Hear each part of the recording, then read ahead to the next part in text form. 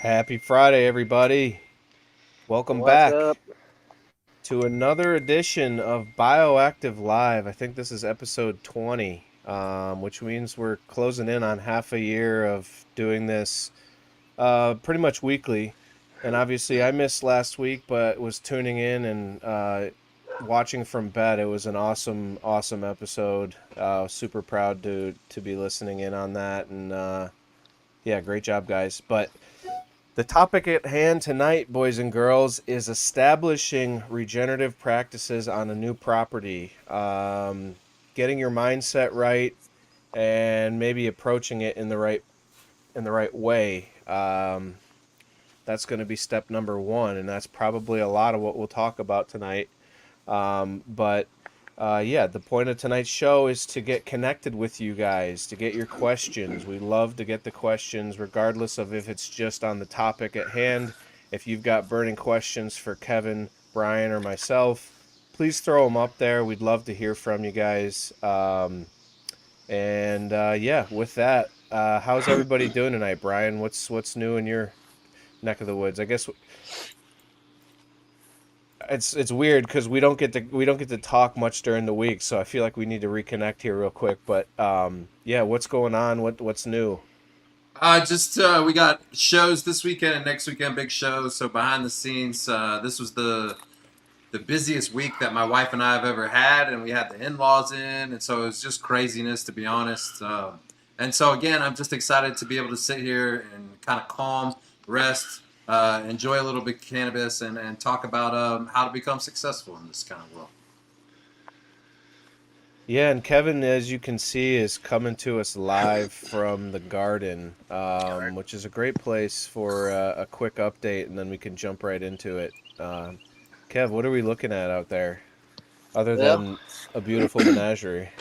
yeah, some beautiful, big old fat. Look at those pretty sunflowers. A couple tall ones.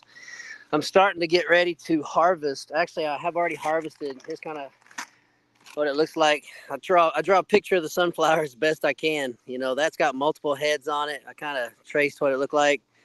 It says multiple soft yellow petals, 3 to 5 foot tall, thick stalk. Named it Little Golden. It's real soft, beautiful, pretty sunflower. But anyway, I'm going through looking at sunflowers, seeing the ones I want to keep and move on with. I've got two shorty fat heads out there that are just perfect. The heads are as big as my hand, and they don't come above my chest area. So that's what I'm looking for. These, you can see some big old beautiful cannabis plants. Those are around 10 or 11 feet tall right now.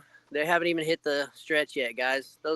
It'll probably get up as high as those posts. I had to put a new wire at the top. You can see it's a white one. I alternate. I go white, blue to kind of see how high they were at times. But lots of food. I got vegetables. You see these beautiful San Marzano tomatoes. That's what those are. I'm gonna try to find a couple choice tomatoes and keep the seeds from those. That's a good little strain of tomato. Anyway, garden's in full effect, y'all. Well, I am pulling out. I just pulled out a huge bowl of okra. We've been eating okra, green beans for the last 2 weeks now. Tomatoes are just starting to come on. The corn will soon be coming on. I will soon replant food. I'll replant sunflowers. I will replant potatoes, onions. I'll try to replant some cucumbers, stuff like that. So that's what I'm doing. Gardening, having fun. Yeah, so and what Kevin's showing you there is a culmination of his years of experience, and his kind of his self education, and obviously he does a lot of learning by book, but I think that there's also people that like a lot of people with Kevin that listen to Kevin. People like Marco is growing is a good guy to listen to. If you're not a type of person to read books and stuff like that, Kevin and Marco are two of probably the best people that you could possibly listen to for regenerative practices. And so, kind of like that education level is definitely something that lends itself to setting up a new property or new garden. And that's why Kevin is able to do, like, set up a brand new bed and have it blow up the way it does in 1 year. It's because he's spent years educating himself, but also preparing for these things. So I think that that's kind of the first step in looking at a regenerative process, or looking at a new property and setting up a regenerative process, is education and planning. We talked with Sean from Rising Moon Medicinal weeks ago, and I can't remember how it came up, but basically his biggest bit of advice, or biggest kind of nugget of knowledge going into something like this, is to do the planning. And the kind of planning that you have to do is not only thinking about what plants you want to intermix and stuff like that, but planning on figuring out how you're going to stop water and keep it on your property. And that is one of the biggest things when it comes to, regenerative, or, if you even want to go a little step further, like permaculture. But regenerative to me is definitely a form of permaculture. So anyways, all about capturing the water, all about planning for that. Anyways, Kevin, like, this is a kind of a cool time to talk with you about planning for a garden, right? Because you just did this. Can you take us through kind of your thought process when you set up? We know how you made your bed. We went through that pretty in long, in a lot of depth. But like, what was your process as far as like planning? Take us through that. Yeah, so when I started, the first thing that you're going to do, first thing that I was do is look for the sunlight. You got to figure out, these are those basic, like you were talking about, educating yourself, simple little things, but you got to have sunlight. One thing I didn't realize when I kind of first quit gardening with my parents and, went on my own and started making my own little beds and whatever, is that when it says full sun, the plant needs full sun. It can't just have 5 hours of light and produce what it's going to produce. It's got to have that sun. So look for that full sun, partial shade type of plant, but you got to know where your sun is, how much sun you've got during the day. Do your trees cover up your backyard like mine do? I have a lot of trees in my yard, so I have to be strategic with what I grow and the order of things I grow in, because the sun comes up in the east, and if I've got tall corn plants first that the sun hit, those tall corn plants are going to be 8 feet tall, and I'm going to have tomato plants all back here behind them, and it's going to block the sun for another hour, maybe half an hour. That just takes that much more away from other things. So know where your sun is. You got to kind of follow the sun. How does the sun go across your yard? And remember that throughout the year, that sun moves back and forth. It moves north and south in the sky as it goes over east and west. And so you'll have shadows in certain parts of your yard during certain parts of the year that won't be there the other times of the year. So there's lots of things to check out, because it's a season, man. It takes a long time. Be aware of nature and what's going on in your backyard, because she moves extremely slowly. Inventory, I think, like environmental inventory, like how much green manure can I make? How much, native soil can I get? And that kind of also determines what I can make.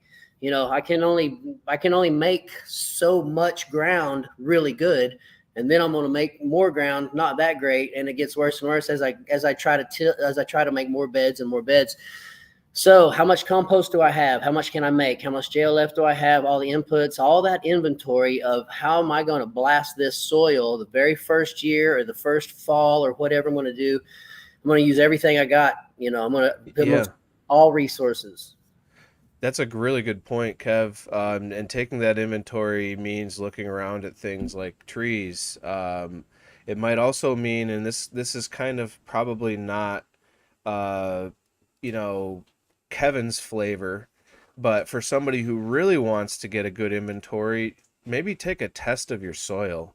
Take some test spots depending on the size of your property. See where the good stuff's at. See where the crap is at. And if you've got, an old cow pasture or something like that, that should give you an indication that's probably going to be some really solid soil.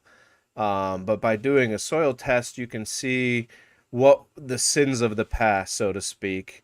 And that will allow you also to properly plan for growing like goes right back into what you guys talked about last week with the hyperaccumulators and the dynamic accumulators and just plants that want to suck those toxins up. That might be part of your planning process. And that could, by doing a soil test, is the only way you'll really know. You could always plan for the worst, though, which is generally what it seems like Kevin's style is just going at it hard with good things and just planning for the worst, regardless of what that soil test tells you. But that's not always economically feasible on a big scale, so that might be something to consider as well. Yep.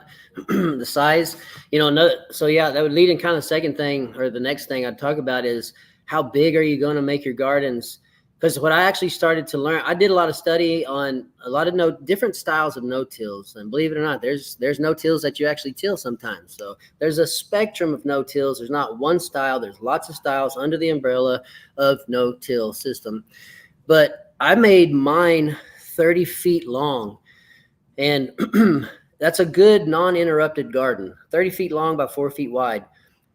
4 feet wide is a jump. And once you get plants in there, you're not jumping. You're going to walk around. So you got to remember, how long am I walking down this 30-foot row to get to the next row to cut back in and carrying a bucket of water, something like that. You might put little paths in between. Like I have one part of my garden that I just love. You want to talk about the spot that brings mental peace. The rabbits are always right here because they're kind of protected by big bean poles. And I got lots of hawks. We got eagles out here. We got lots of owls. So they slaughter these little bunnies at nighttime. But it's a pathway that kind of curves when you walk in it. And on all sides, there are plants. And it's not just straight rows. It's curvy, and it's like Narnia, right? It's like you're moving to the next thing and a new bush opens and here's a whole new scene. And I freaking love it. And I wish I would have designed it that way. I wish I would have designed curvy no-tills instead of straight no-tills, because I could have made the effect and the aesthetic way cooler, I think, in my mind. I'm still pleased with what I've got, but what I add next time, it's going to block it up. I'm going to break space up and really create art in my garden.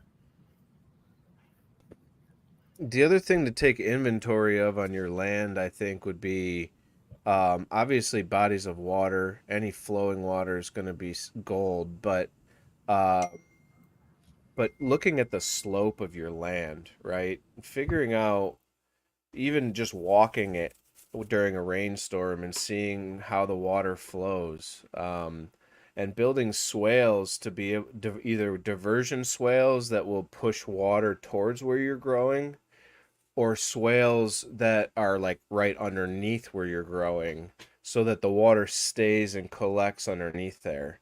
Um, and if you can take into account the sunlight, like Kevin said, and then as well as the water flow on a bigger level, you can really unlock yourself from having to rely on a water source if you don't have land that has like a river or something like that that you could just pump right out of or get buckets out of.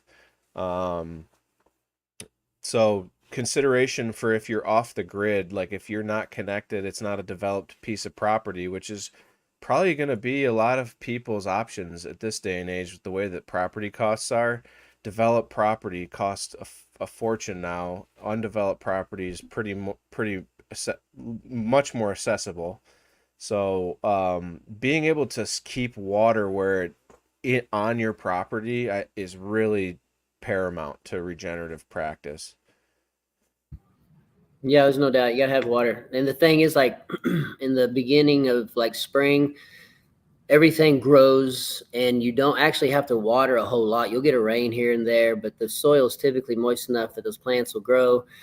March, April into May, but then it's like 100 degrees hits and things dry up fast, man. That top 2 inches of soil, it gets hit hard if you do not have it covered. Mine's all covered, but if you don't have that soil covered, it'll dry up. I have a lot of hanging pots in my arches in the garden, and those hanging pots have to be watered every single day, maybe twice a day. They just dry up super fast, just a little 6-inch pot doesn't have much water, the ability to hold water. But one thing about my no-tills is my yard slopes to the middle and then down to the back towards the creek. And the east south side of my no-till section got way more water, and all the plants are about a half a foot behind. It just slows them down. They can't get, it's too much water. They don't made to live in water. They need air in that soil to breathe like they need to. Too much water stunts their growth, starts that rot on the roots. And it was clear that I have to build up that back corner about another 1.5 foot or about another 10 feet across my no-till to try to get that water not to be sitting in the dirt it's growing in, but hopefully be down lower. Yeah, and I think the best way you'd be able to do that, Kevin, is to build just dig a swale, right? Well, obviously you need to correct the elevation a little bit, but you need to dig a swale deeper than the other side of the yard, and hopefully you're only talking about less than a foot, or you're a couple feet or whatever. And then you just fill that. Ideally, you take like landscape fabric, you line that swale, and you put rock in the bottom of that, wrap that up, and then you can fill it back up. But you make sure it's deeper than the other side of that yard. That fabric makes sure that the rock doesn't get all completely clogged up with all the sediment and stuff like that. It lets the water drain through it, and that deepness of the swale obviously just allows gravity to pitch the water back towards the garden. Might be one thing to consider, but that's like one way to get water from this side of the yard to that side of the yard. Or just dig, if you have nice clay, just digging a swale and lining it with clay. I mean, that's the best, obviously. But you kind of glossed over it, Kevin. I think one of the big things with preparation is composting. And you're the expert at composting. So like let's just do a scenario where you step onto your new 2-acre piece of property. Not really any much development going on, and you don't have a whole lot of tools to use. Like, how are you going to start your compost piles, or what's going to be your priority right there? So I would mark out the spots that I'm going to grow in, get the plan going, try to figure out how big I want no-tills or gardens, whatever it's going to be. But then I would dig the dirt. I would do a one shovel and turn and move on. Just turn the grass upside down, soils up, just get it mixed up a little bit. And I would take advantage of any green material I could find around that place. And I'm talking cutting grass quickly before it seeds, in the springtime, but getting all the green manure you possibly can onto my garden spots. And what I do before that is, if I had the ability to, I'd get all that green waste into a container and get it covered in water and let it just sit there for a month or so, and then dump that all into those no-till spots. That's going to get organic material there, brings up shredders, brings in the microbes. It's going to turn into humus material and nutrients. And I would continue to use everything I could around me that's growing out of the ground that I could take. If it were my neighbor's mowed grass, I would take it. If I could get his leaves raked up and do that for him, I'll take them. I'm not going to work hard for it, but I need enough to get on my no-tills to get the soil covered. But I would immediately start to create soil. I would immediately do what Mother Nature uses, the most: green manure. Grass grows, boom, falls down immediately. Grass grows up, boom, falls. Plants grow up, boom, falls down. A lot more grass falls to the ground than leaves do. Grass gets thick and it's a carpeted layer that just immediately turns back. That's why I love using mowed grass for compost. It heats up quickly. It starts to break down into gooey form real quick, and you can just mix it up, and it just keeps things hot, full of nitrogen, keeping my compost cooking quick. But all those things put together make a recipe.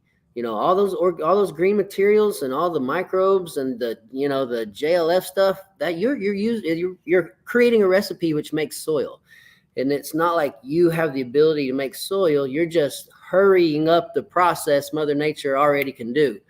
And so you gather as much as you can. It's a big spread out field. You cut a lot of it down and you move it all into a small spot so that all those nutrients are going right into that spot that you want them to, and not all out in the field. So that's what I would be doing, working soil. Are you going to be, you're obviously a big forager. I mean, half the videos we see online are you finding just gold in nature. Like, how are you going to be using that on your land? Like, let's say you've got like a little stretch of trees. It's not just a flat grassy land, right? Maybe you got a little slope, maybe you got some trees in there, you got some diversity going on.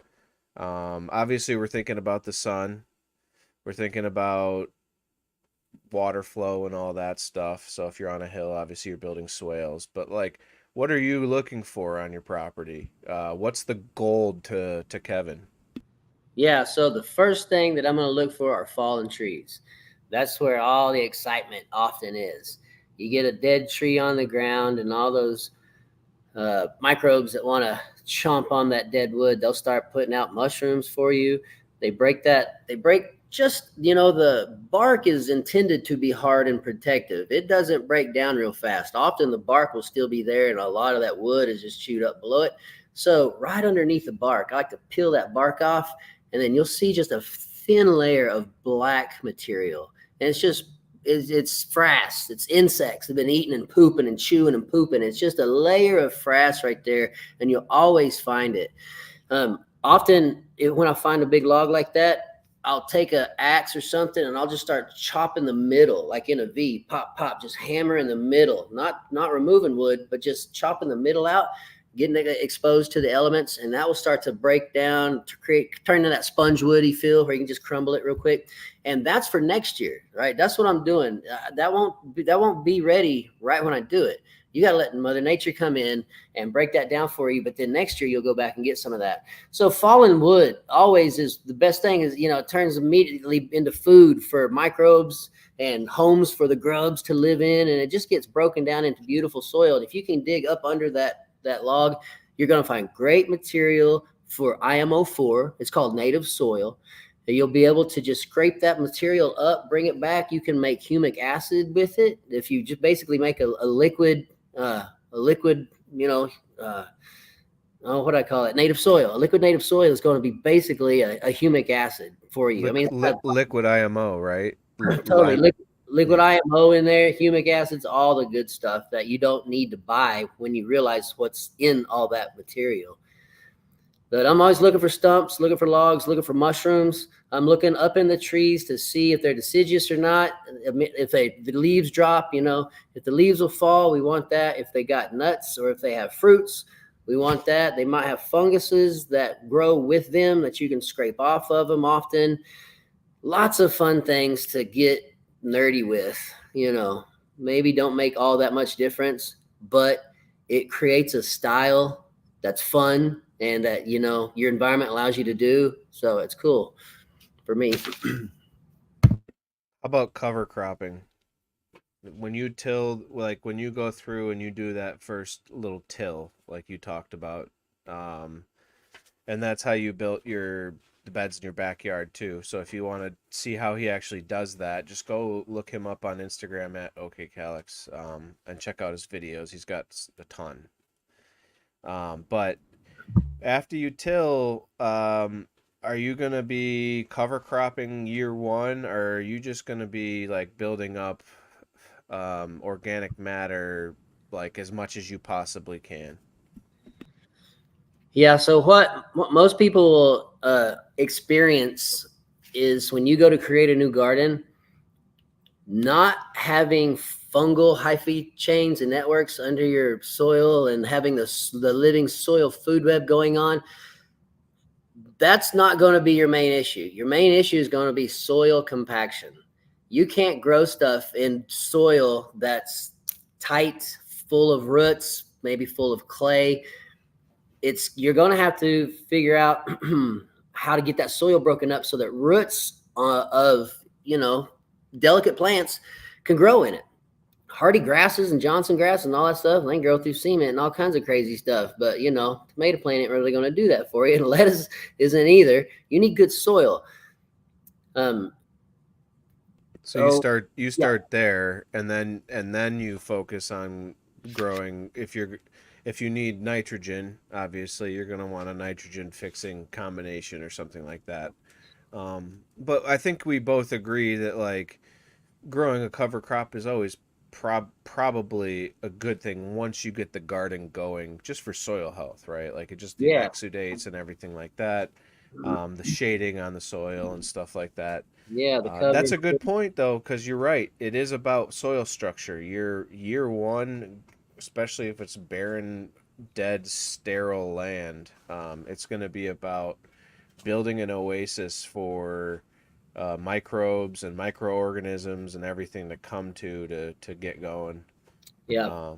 Yeah, I would definitely, after that, working the soil, broad forking it a lot, things like that. Not just going nuts on it, but keeping it loose, keeping the soil broken up as best you can, small aggregates. Once that kind of is worked in and you're working in some compost, you're working in some woody bits, you're working in some leaf, little bit of compost, maybe food scrap, stuff like that.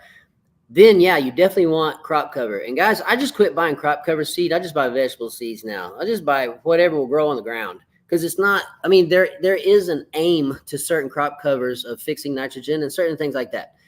But for me, I will create better soil by having lots of organic material fall back down onto the soil. So if I can get big kale, big mustards, big brassica plants, big vegetables, tomato plants, sunflower foliage, things like that, that's going to go right back down into the soil and create a great covering for your soil. It'll create a crusty, hard, just a crusty, hard layer of plant material that's dried up in the sun and it's crushy. But underneath it, it's wet and moist and perfect.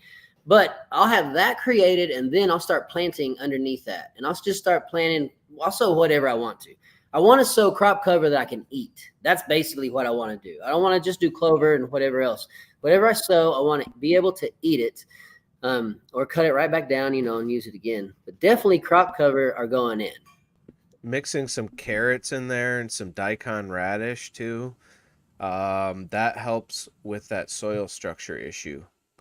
Kind of like growing potatoes. If you're looking to like really break up some soil deep down to a decent level, grow some potatoes in rotation. And it does break up a lot of that shit. And if you cut those plant tops down off of those potatoes and leave them there, you're really not, you're stealing some nitrogen, but you're adding a lot of organic material, which is filling that void, which is affording you that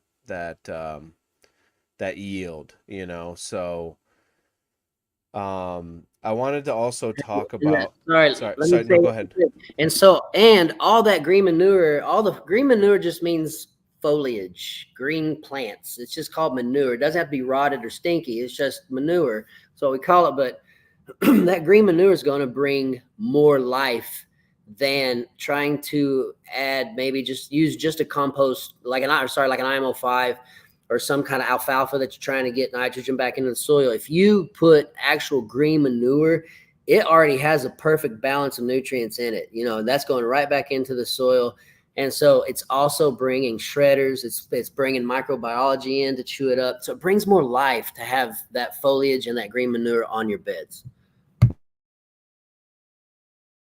So I was gonna, Mark Nelson brought up a question that kind of brings up a good point, and he asked if he can ferment raspberry bushes to JLF to get silica. And I don't know the answer to that question off the top of my head. I don't know that raspberry bushes contain it, but he's asking also what he can forage off of his land, and that is a good point because even just being able to walk through the forest and forage things other than fallen wood and stuff like that, Kevin, like plants that are growing around. This is something that I spent some time doing with my really little kids. Um, and we used to go look for things like wild growing dandelions. Um, because it's you can't really like go on someone's lawn and go pick dandelions, and like I don't it'd be fine to do that, and it's contentious. People would say don't do that because of the fertilizers and whatever, but regardless, it sometimes isn't even acceptable to do that. So like finding a spot where you can get stuff like wild growing dandelions, wild growing yarrow, which is really easy to find and spot. It's got a distinct smell. Um, and it's got a white flower, and it usually grows along the edge of where there's been a disturbance. So like if there's like a manufactured pathway through the woods that's big enough to get some sunlight, um, it's going to be growing along the edge. If you have a farm field, along the edge of the farm field, that's where you're going to find yarrow. White flower, look it up. Amazing. It's used in biodynamics, but it's a dynamic accumulator, so it's bringing nutrients up from down deep and a lot of micronutrients and stuff that you might not be getting on that surface level. So yarrow is going to be a good one. Mugwort is a one that grows in abundance around where I'm at. It's another dynamic accumulator. Those are a couple that I would recommend looking for, and I think that they grow pretty widely around the country. Kev, what are you looking for? Because I know you do a lot of like mushroom hunting as well, which is definitely diverse to that. Yeah, so to answer the question, can I ferment raspberry bushes in a jail left to get silica? I don't know how much silica raspberries have. If you've studied it and you know they got some in there or higher quantities than other things, then yes, you can definitely do that to get some good silica. Now, what I do for me and what my environment allows me to do is I have a very large bamboo grow, and I have horsetail down by the creek. And so early spring, I go and I actually posted this on Instagram. I get they look like firecrackers. They just go straight up and have a curved tip, an oblique kind of a shape, but it's brand new baby bamboo, baby bamboo. And I just took it and chop, like a leek looking like. And I chopped 2 5-gallon buckets worth and dumped all of that into my JLF. And that is basically for silica. But also the other thing that I do with the horsetail is make the fermented plant extract, horsetail extract using labs. And I've been using it. And guys, if you have seen the storms that I have posted that my plants have gone through this year, those things have gone pointed straight north laid over, and they've pointed straight south laid over. Storms bringing it both ways, and they're just going back and forth. And I've had 0 breaks on my plants. Now, of course, I stake them. I put bamboo poles and I wrap yarn around everybody, so it's like one big bush that goes like this, and not one thing snaps. But nothing's broke, man. One single plant was on a bamboo pole and it fell over, and the bamboo pole broke, but the plant stem didn't break. I put it right back straight up. That's silica. That's what makes your cell wall, this plant cell walls, thick and big, and it makes for those big, thick stems and stalks and junk like that. So what also, if you don't have those things, what I look for, guys, is this. As I'm out in my field, I'm looking for things with thick stems. I'm looking for grass that has a thickness to it that just kind of snaps, or it's hard to break it. That's silica. That's what's helping that plant be so strong. So again, with the idea of using methods, you don't have to understand how everything works. You just got to know that there are certain methods that do work. And when you find plants that are thick and big, and as they're brand new and they're starting to shoot up, almost all new growth of things has good nutrient and high silica in it, I believe. But there are certain plants that have a higher bamboo, and horsetail have it. those babies will help your plants be strong. So if you can find those, get them. If you can't, find something that has a strong stalk to it, chop it up real well, make a extract or a JLF with it, and you'll benefit from it. Figured we'd. I just wanted to point out that stinging nettles, I've personally used that. So they're pointing out obviously the silica in there, but you can obviously grow that and eventually have something for allergies. So it's like a win-win right there for silica as well as actually creating something that can combat. I don't know if you guys have a lot of cotton blowing around in June, but we sure do. And a lot of people suffer from the throat and nose because the stuff's constantly actually blowing in. Oh yeah, it's bad in Oklahoma too. Stinging nettle is painful to work with. Just be aware of where it's at in your garden. Yeah, I have it growing in my garden, and it's a blessing and a curse. Yeah, it'll get you. You'll be like, that freaking burns. And the thing is, you can get more material, I think, out of bamboo or horsetail than maybe. But maybe you got a big patch of it. But I don't want to grow a big patch of stinging nettles. Hopefully, I find some in the field. Yeah. So I wanted to kind of go past. So like we've got our garden set up. And I think that one of the things that helps on a regenerative farm and with regenerative processes is having animals around. And Brian, I know you've talked to a lot of people on Future Cannabis Project about different animal, like you. I know that multiple people in Michigan are using alpaca, rabbits, stuff like that. Brian, like, what would you think would be a more easily managed? Like, let's say we don't have a fence yet, but we can set up something like smaller, maybe. What would be something that you think would be a good animal to set up on the farm, like first? Something really easy to do, especially if you're okay with like down in the basement. I personally taught my lionhead rabbit to be potty trained, and so that allowed us to have the rabbit run up to the top or the mid level of the house, play with the kids and all of this kind of stuff. And then when he needed to defecate, he learned to actually defecate in the worm bin. So he was peeing and pooping in the worm bin. It was a 35 gallon, so it was a decently sized one where I could still move it around by myself. And there's something to that cold manure, when you start to add that constantly to your compost. I personally like to use springtails and composting worms to break all of that down, so it actually starts to benefit a little bit quicker. There is something about poop that worms go crazy for. So if you go to the next level and use something called avocado tech with the worm poop in particular, they just go nuts. For what we're talking also about today, on the level that Kevin is, basically reaching in his backyard, which is pretty sweet to see all the time. I mean, that's the American dream, is to own a piece of property and improve it. Is alpacas. And I would imagine that you kind of need a fence for that. We have talked to a lot of people. I personally never owned one, but I am in love with them. I watch videos on them, like probably people watch puppies or something. There's just something to the alpaca. Your homie was talking about how many stomachs they have and the ability for them to be actually in a way kind of like ferment things. Pee in the same spot, defecate in the same spots. For the most part, keep things clean.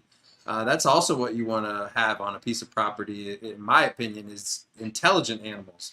So going back to the bunnies again, people hear what I've said kind of over the years, and they go with like the real basic bunnies. Some of them even go to the pet stores. That's not what I'm saying. In my opinion, the lionhead rabbit is something that is worth an investment.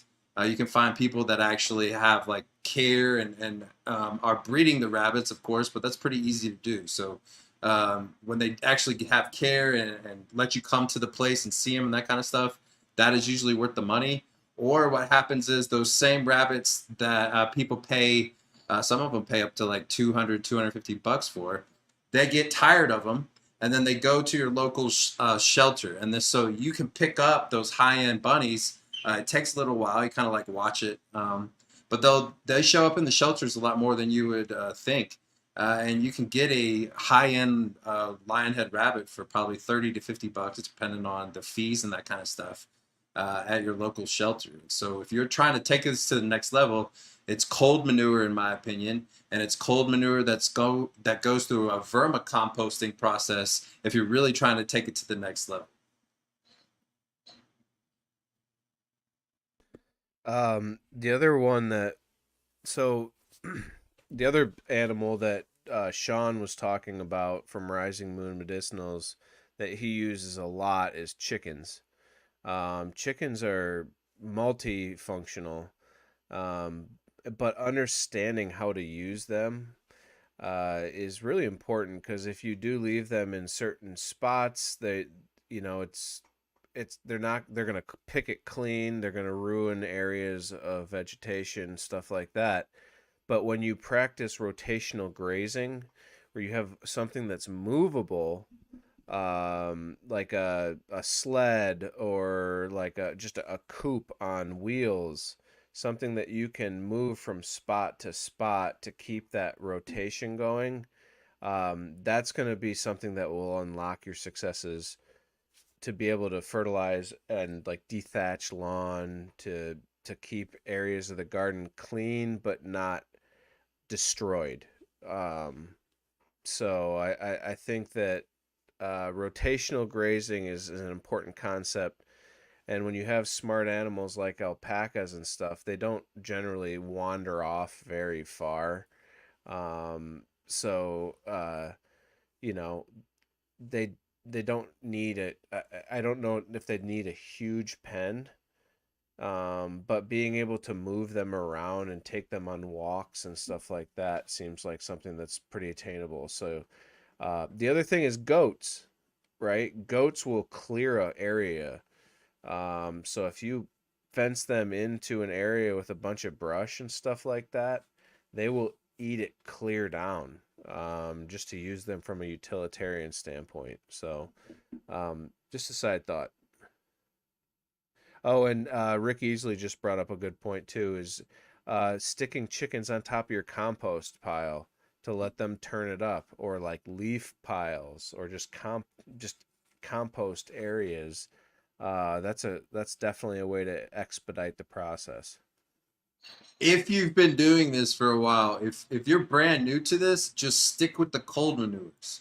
Otherwise, if you're really like brand new to this, the chicken manures most people can have a problem with, and there's nothing wrong with it. It's just when you're brand new to it and there's hot manures, that's where I've seen people mess up gardens. And the community as a whole has gotten a lot of like a higher intellect since all of these podcasts have come out.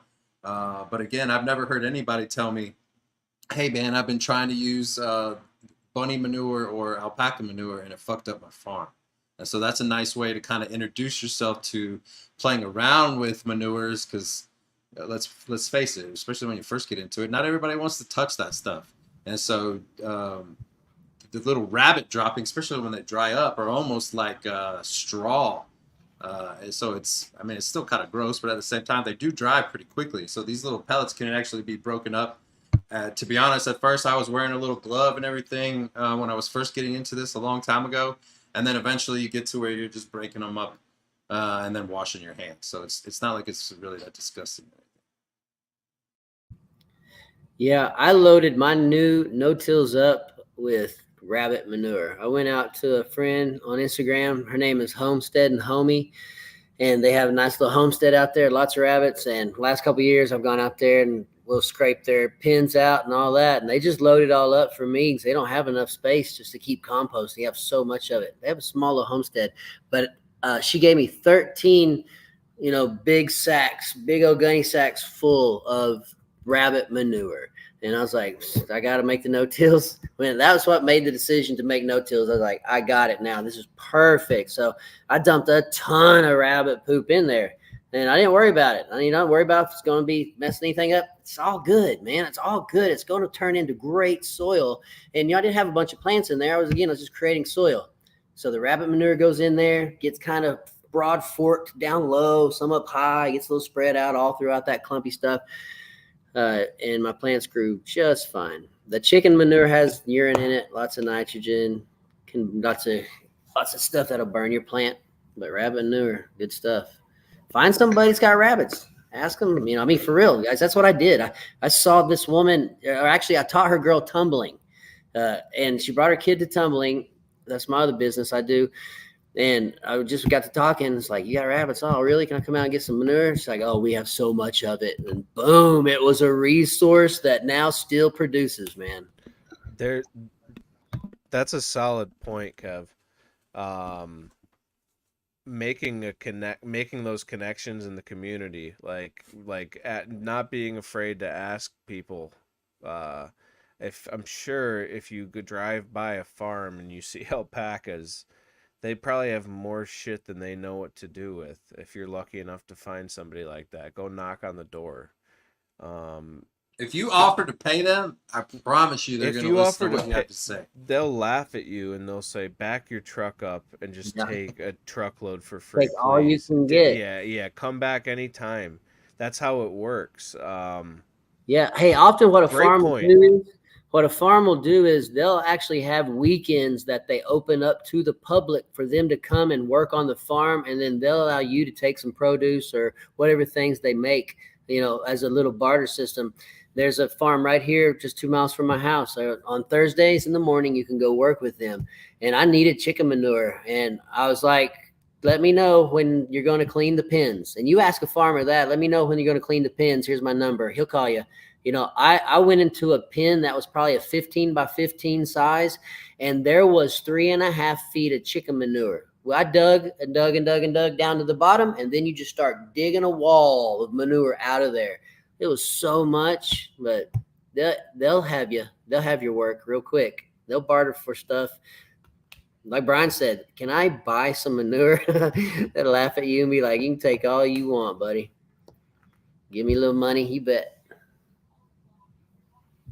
Yeah, that is something that I've learned, man, to be honest with you, is getting something for free only goes so far, especially when it's like a hand-to-hand kind of thing. People have pride.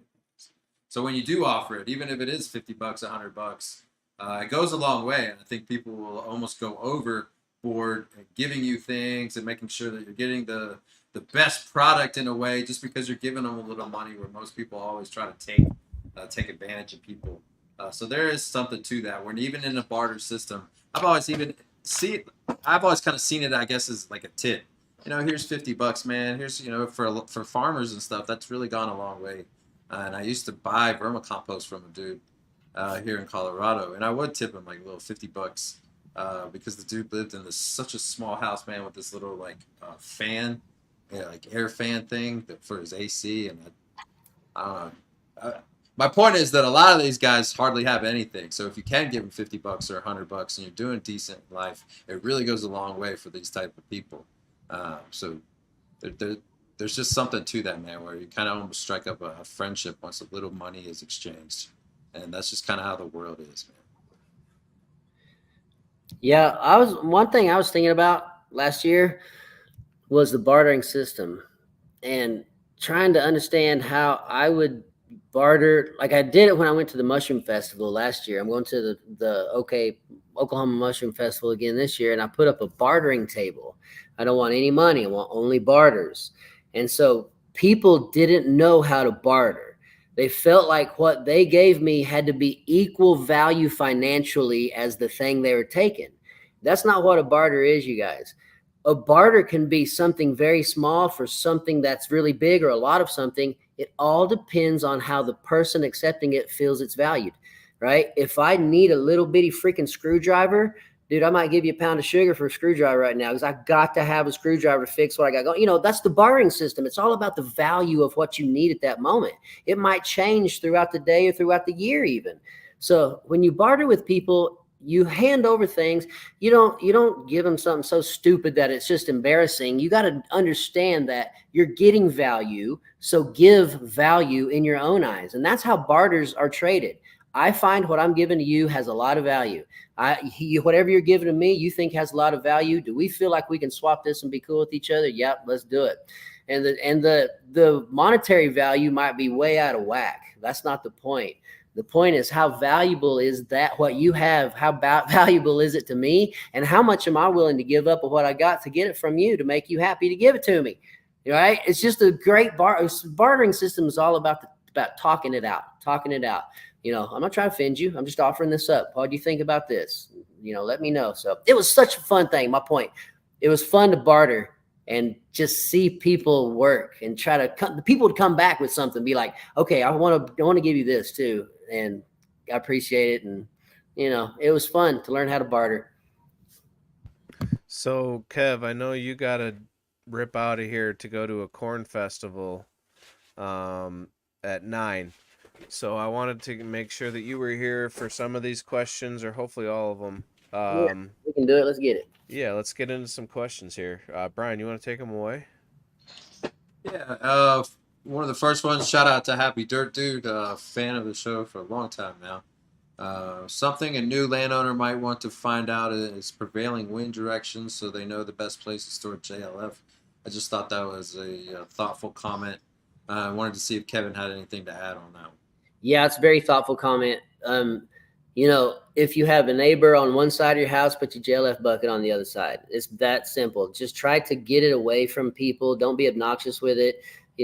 Like you said, if you got a little nook or a cranny that's kind of blocked from the wind, great place to put it. It doesn't have to be in the sun. It doesn't have to be in the shade. Microbiology is going to work without either of those things. So it's all about, and guys, really what it comes down to with my marriage is my wife okay with it? Because I can't just have the side of my yard smelling like butt all day long, because that's gross and I don't like it either. But women, if I think my wife is beautiful and pretty, I don't want to put her in some stank outside bathroom house environment. I want to keep her nice and pretty myself. So take all that into consideration. You're nasty. You stink when you work with JLF. I can put my hand in my JLF bucket and I don't care. Sometimes I smell my finger once in a while, see how good that JLF is. But women don't like that stuff and your neighbors don't like it either. Awesome comment. That was good. You should clip that one, dude. All right, Big E, is it okay to use labs with the JLF to keep the smell down? I thought that was a nice little segue there. Sure, you can try to use labs, keep the smell down, but that smell is going to overpower those labs real quick. It's just, there's nothing you can do to keep the stink down. The JLF book itself will say use some rock dust. That might be the one thing that helps eventually, but it doesn't. A newer JLF has a putrid stink to it. When it's under 8 months old, right around that period, it just has this funky dead body, turn your head away from it smell. But once it gets past 1.5 to 2 years, it literally mellows out. And it's like a bad fart, but it's your own fart. And you're like, I don't mind it so much anymore. It's crazy we're talking like this, but we're dealing with JLF, man. We are in the toilet, bro. How does the taste mature? Yeah, man, he's talking in the trenches right now, dude. That's, my palate's not that refined. All right, I thought this was another really good question, comment. I mean, especially if it's coming with the comfrey, the Bocking comfrey. I've heard people talking about that for probably decades now, plural. So there's obviously a tried and true thing for that. I would, I guess, co-sign this, Kevin, if you agree. But from what I've heard, when you get the comfrey, you want to put that into a container because otherwise it's going to take over, and it's almost like kudzu or something like in the South, where if you don't pay attention, the next year it's everywhere. Yeah, go look at Marco's page. He'll show you how to grow like crazy. But yeah, comfrey's really good. Marco on his website, he sells that Russian 14, I think is what it is. It's supposed to be the good comfrey. I've tried to grow comfrey many times. I don't have enough sun. They've got big pretty leaves and I just can't get it to continue to grow. So I don't have any comfrey in my gardening. Therefore, word on the street says if you ain't growing comfrey, you ain't gardening. I would have to disagree with that statement. Rick's my man, though. Rick's my man. He knows me. We're good. I have a ton of comfrey in my garden. And it's kind of one of those green manure situations, like Kevin said. I let it grow really big. And this is year 3 now. I have it in my garden. and it is definitely taking over in spots. But if you look at it with the perspective of you're growing this maybe just as green manure, right? Then it's okay that it's taking over. If you need to start uprooting things, that's fine. But like for me, I can just chop that comfrey back, throw it over under my ganja plants, and it's the best compost slash mulch material that you can possibly get. But then I can literally just plant right next to the comfrey if I needed to clear up some real estate for some other vegetables. So um, I love having it around. Just like I think Marco grows it a bit different. He keeps it kind of in order. Mine is like a huge bush at this point that I just keep chopping back, but it's on at its base, it's only this big, like the bulk of it, but it spreads around. So it's like growing basically everywhere now. But like I said, I just run through and I just chop it all back, and then everything is manageable again, and I have things that are intergrowing with it. It's like it'll just like pop up between like two garlic heads and a potato and an onion. Like it'll like literally just traverse through my entire garden area and pop out this other weird spot. Kind of like spearmint, like mints and stuff like that. um so I like, if you're worried about that, that's a good point, Brian. Like you want to like either keep it in like a maybe a raised bed area, just even just growing it in a pot. I, it's beautiful. It's an awesome plant, and it brings in lots of bennies. So It's definitely a plant that should be thought of as like a chess move plant when you're building stuff. Fuzzy cat, that is just awesome. My garden has all those companion plants except the radish and potatoes. That popped up when Mark was kind of rattling off, talking about the companions and stuff. Yeah, man, I like my gardens to be bushy and a little, maybe on the verge of chaos, maybe, but still in order. But just like, that's where life is. Jordan Peterson encourages you to live life in between order and chaos, right in between. Don't get into order, don't get into chaos. Be able to go back and forth right there. And my garden looks like that. There's spots where it's very orderly and beautiful and everything is in rows. There's other spots where it's just kind of wild, but lots of things are growing, and it's like you need somebody to tell you this is this, that plant is this, because it looks like you're meaning to grow something because it's just so many different things in there. And that's the way I like to grow my stuff. Lots of companion, lots of throwaway plants. Don't spray certain plants to see if the bugs will start to chow on those. Just lots of fun things you can do in gardening. Question from Jules: have you found anything that will get the JLF smell off your fingers? I'm still looking. It's called a big fat bottle of thyme. That's what'll get it off for you. That's it. I heard one dude time joke. or time. That's time. Clock. Tick, tick, tick. Yeah. That's what I thought. Yeah, handling fish heads. Street Glide G said, try dipping your hands in fish amino acids. I don't think that'll even do it. JLF's got that on lock. That sugar makes the FAA just a little too sweet. Not fishy enough. And then this was more of a comment, man, but shout out to you in October. Yeah, so let me get into my stuff, and that lead us into that kind of. I'll tell you what's on the website. Yeah. So Street Glide _G, dude, we're gonna have an amazing time. I'm gonna have goodie bags that are packed full of things that you're gonna love. You're gonna make a bunch of inputs. I'm gonna teach you how to make those inputs. We're gonna go out into the woods to get the material. Straight up closed loop system type stuff. You're gonna take home all these inputs that we're gonna make. I've been timing myself on how long it takes me to make certain things because I want to have everything planned out and ready on this class time. I've got the syllabus down and everything. Now, what I'm talking about is an autumn immersive hands-on class in the autumn. That's why we're calling it Autumn Hands-On Immersive Class. Me and Jordan from Growcast are putting this class on October 19th. You can go to growcastpodcast.com/class, growcastpodcast.com/class, and you can see the price, everything that's going to happen. It's going to be a great time. It's on my land. We'll be able to do, what we want. It's going to be a wonderful time all day long. I'm going to have some homemade cinnamon rolls out there to begin the day. That comes with a little bed and breakfast that we have. That's where we're going to be on our land at this nice little bed and breakfast. It's called Light on the Hill. Go check it out. But October 19th, get your tickets. We sold 10 the first about 5 hours that we put this out for just Growcast members, and we just opened it up to the public yesterday. We've sold probably another 5 more, and the tickets are going to go quick. Now, my 4th of July sales are up on my website.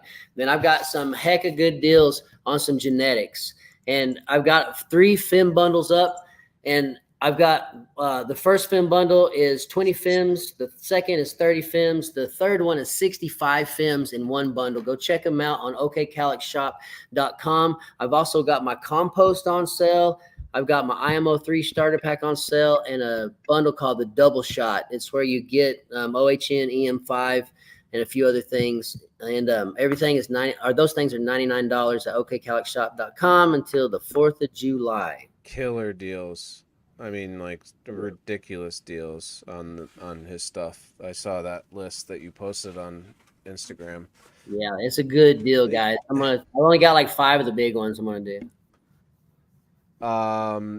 Brian, what's going on over there? Yes, you mentioned you had some shows and stuff going on.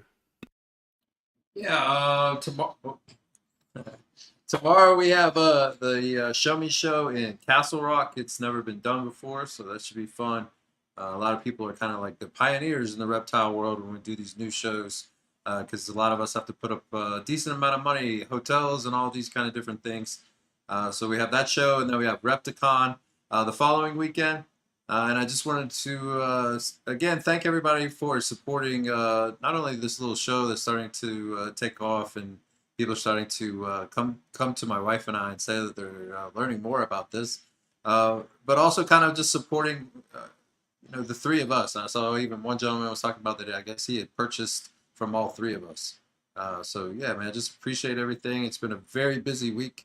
I had to ship every day this week, and I'm sure Mark knows and Kevin knows that not only is that a lot of work, but it's stressful because more than likely some packages are going to get lost, and that's just the way that shit is, man.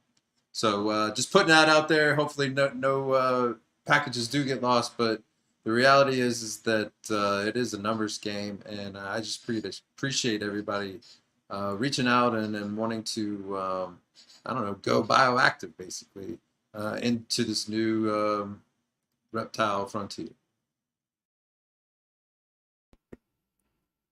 Yeah. So one of the latest things we got going on is these sick tie-dye t-shirts. Springtail time. Nice. Look at that. That's awesome. I just saw that. Yeah, so we've got a limited drop. These are custom tie-dyes. I think I've got every size available right now.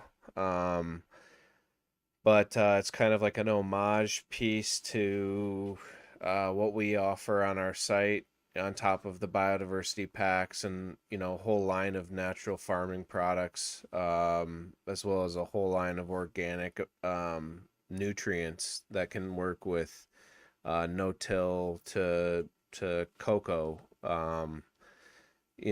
Just a wide variety of things available on our site.